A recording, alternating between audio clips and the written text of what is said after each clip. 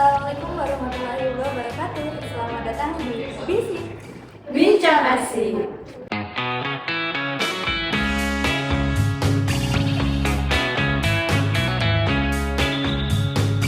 Oke, halo teman-teman Bisik. Di sini dengan aku Faridibana Zarina sebagai host yang akan memandu jalannya diskusi pada hari ini.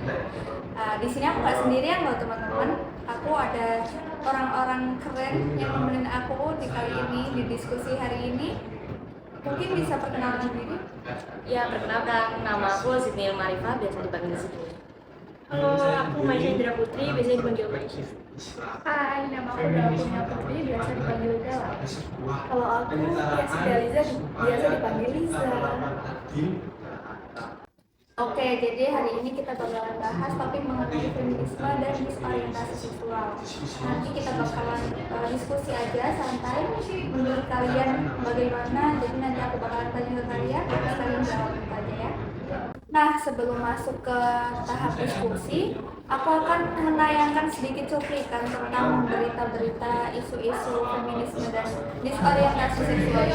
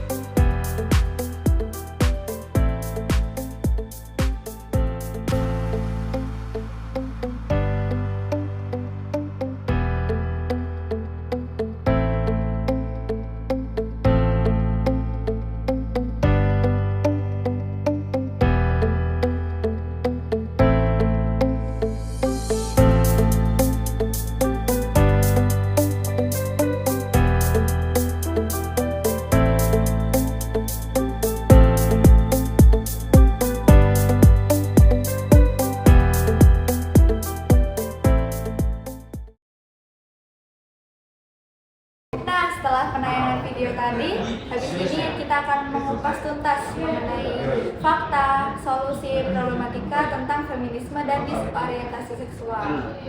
Mungkin kita bisa ini dulu ya, dijelaskan dulu apa sih sebenarnya feminisme dan disorientasi seksual itu?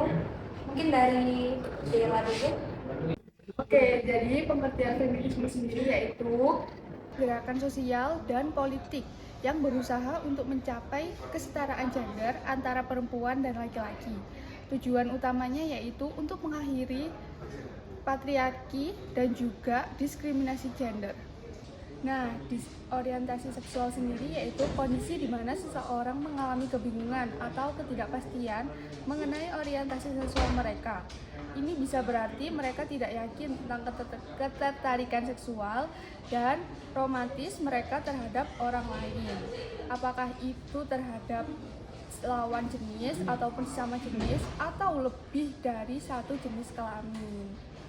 Oke, terima kasih jawaban yang bagus banget dari Bella.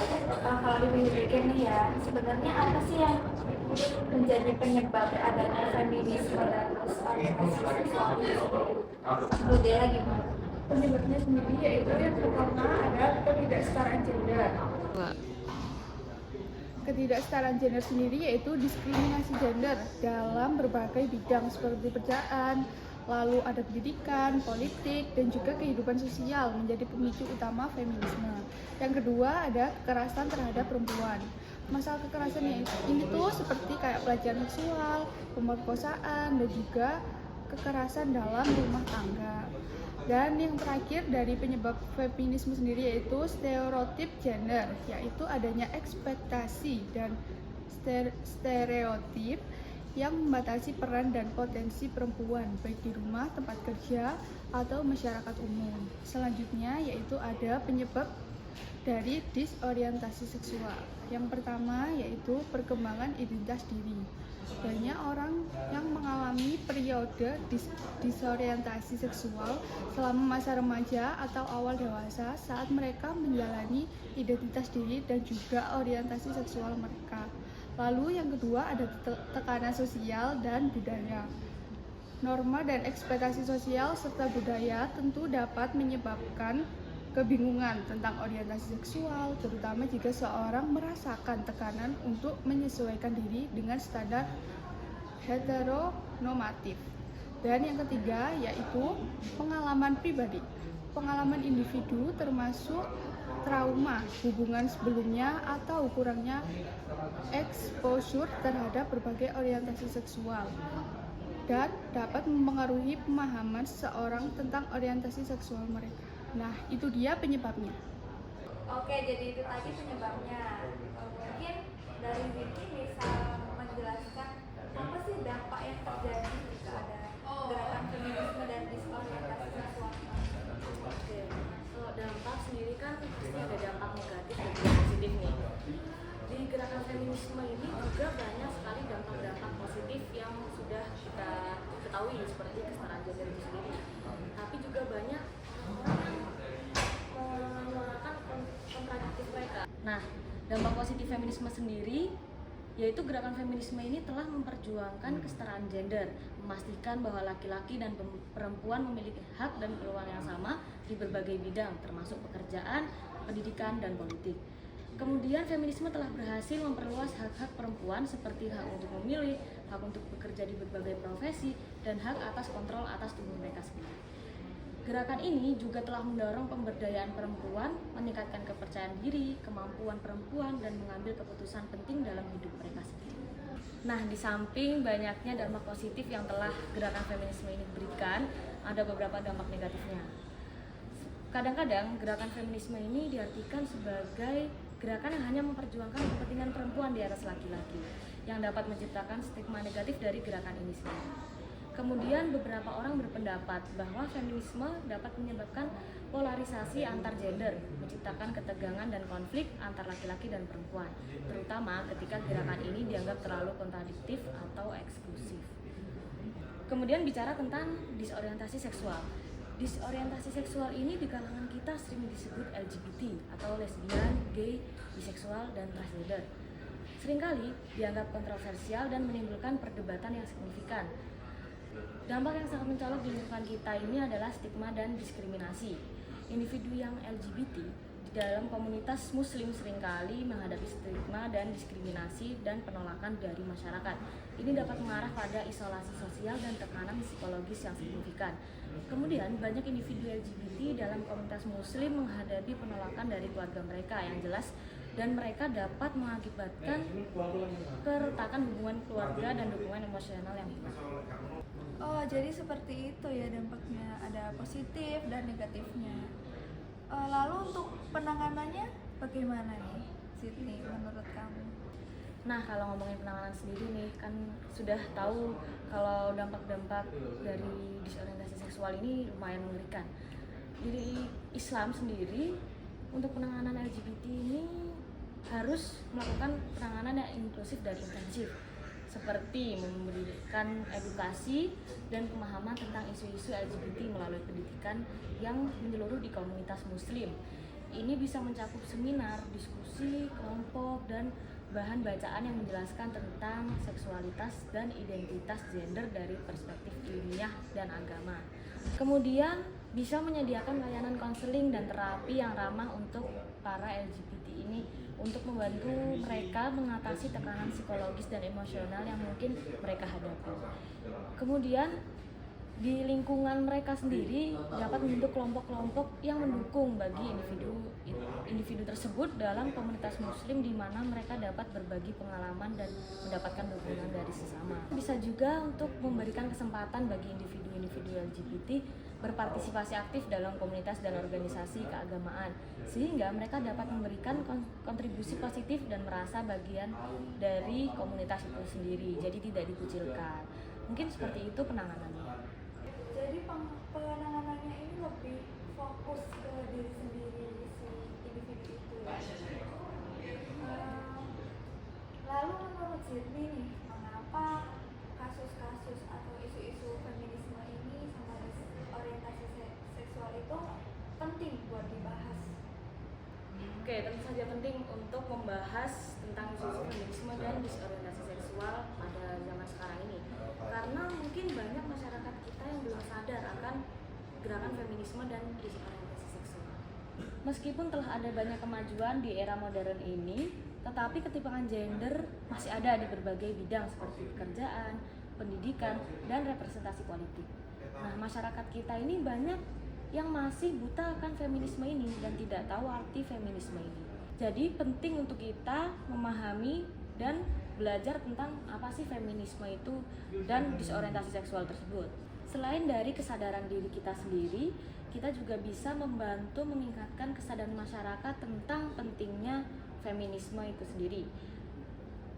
Ini dapat mengurangi prasangka dan stereotip mereka akan ketidaksetaraan gender. Jadi ternyata emang penting banget ya untuk feminisme dan disorientasi seksual ini dibahas. Mungkin bagi beberapa orang nih ada yang masih awam ya mengenai feminisme dan disorientasi seksual. Jadi mungkin bisa sedikit dijelaskan tentang sejarah dan bagaimana gerakan feminisme ini berkembang di Indonesia. Seperti itu. Mungkin dari Maisa bisa dijelaskan. Baik, oke. Untuk sejarah dari feminisme ini tuh udah dari abad ke-18 ya, lebih tepatnya akhir dari abad ke-18. Dan berkembang pesat sepanjang abad ke-20 yang dimulai dengan penyuaraan persamaan hak politik bagi perempuan. Satu abad setelahnya di Indonesia, Raden Ageng Kartini ikut membuahkan pemikirannya mengenai kritik keadaan perempuan Jawa yang tidak diberikan kesempatan untuk mengenyam pendidikan yang setara dengan laki-laki, yaitu dengan selain dari kritik terhadap kolonialisme Belanda ya. Walaupun pendapat feminis ini bersifat pluralistik, namun satu hal yang menyuarakan mereka adalah keyakinan mereka bahwa masyarakat dan tatanan hukum ini bersifat patriarki. Aturan hukum yang dikatakan netral dan objektif ini seringkali hanya merupakan kedok terhadap pertimbangan politis dan sosial yang dikemudikan oleh ideologi pembuatan keputusan, dan ideologi tersebut tidak untuk kepentingan wanita. Seperti itu. Oh, jadi feminisme ini ada sejak tahun ke-18 ya, Maisa. kemudian di Indonesia diselenggarakan oleh Raden Ajeng. Betul. Oke. Mungkin bagaimana nih pandangan terhadap disorientasi seksual yang telah berubah selama beberapa dekade ini? Mungkin Liza bisa menjelaskan. Nah, untuk perubahan pandangan terhadap disorientasi seksual ini udah banyak sekali mengalami perubahan yang sangat signifikan. Ada peningkatan pemahaman tentang kompleksitas identitas seksual dan gender, serta upaya untuk mengurangi stigma dan diskriminasi terhadap orang-orang dengan orientasi seksual yang berbeda. Banyak negara telah memperkenalkan undang-undang yang melindungi hak-hak LGBT dan meningkatkan kesadaran tentang isu-isu yang mereka hadapi. Meskipun masih ada perbedaan pendapat di masyarakat, terdapat kemajuan dalam arah yang lebih inklusif dan mendukung. Mungkin seperti itu pandangan terhadap perubahan secara signifikan tentang disorientasi seksual ini. Oh, jadi gitu Liza. Jadi udah banyak berubah ya dari beberapa dekade akhir-akhir ini. Oke teman-teman, jadi di sini ada beberapa isu-isu mengenai feminisme nih yang akan kita bahas. Yang pertama itu ada kekerasan terhadap perempuan nih teman-teman. Kalian sebagai perempuan kan pasti mengalami lah secara langsung ataupun tidak langsung. Mungkin banyak berita-berita yang tersebar tentang kekerasan tentang perempuan. Mungkin ini aku mau tanya aja sih, menurut kalian bagaimana kekerasan berbasis gender ini dapat mempengaruhi kehidupan perempuan yang malah terjadi di Indonesia? Mungkin Sydney bisa menjelaskan. Kalau ngomong tentang kekerasan seksual ya teman-teman, sebenarnya kita di sini meng-highlight gendernya perempuan, tapi tidak menutup kemungkinan juga loh kekerasan seksual dialami oleh laki-laki juga. Namun mungkin dalam negara kita ini, Indonesia, perempuan ini masih diklaim sebagai kaum-kaum yang lemah. Jadi banyak kekerasan yang diterima oleh kaum-kaum perempuan ini. Nah, sudah pasti kalau seseorang sudah mendapatkan kekerasan, baik itu kekerasan fisik ataupun mental, pasti berpengaruh di kehidupan individu tersebut. Kekerasan berbasis gender ini dapat menyebabkan cedera fisik yang serius, termasuk luka-luka, memar, patah tulang, dan bahkan kematian. Dampak psikologisnya juga sangat besar seperti trauma, depresi, kecemasan, dan gangguan stres pasca trauma. Ini semua berkontribusi pada penurunan kualitas hidup dan kesejahteraan perempuan. Banyak juga ya ternyata kasus-kasus kekerasan terhadap perempuan yang ada di Indonesia ini. Mungkin ada beberapa yang aku tahu nih di situ, kayak KDRT, terus penganiayaan, pemerkosaan, itu kayak takut Udah banget, banyak banget di serem banget Indonesia, tapi iya. kan. Oke. Dan kasihan sekali ya sebenarnya kepada korban-korban kekerasan seperti itu. Maka dari itu sebenarnya penting adanya peran dari masyarakat ataupun dalam pemerintahan terkait penanganan terhadap kasus-kasus kekerasan seperti ini.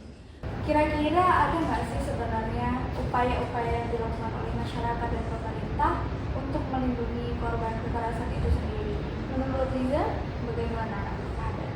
Menurut riset yang pernah saya baca, jadi banyak sekali upaya-upaya untuk melindungi korban pelecehan seksual yang bisa dilakukan oleh masyarakat itu sendiri, juga pemerintahnya. Seperti langkah yang pertama ada Bisa dikasih pendidikan dan kesadaran. Kenapa upaya ini sangat penting dilakukan? Karena masyarakat perlu diberi pemahaman yang lebih baik tentang jenis kekerasan yang mungkin terjadi dan bagaimana cara mengidentifikasi serta bisa melaporkannya kelak gitu ya.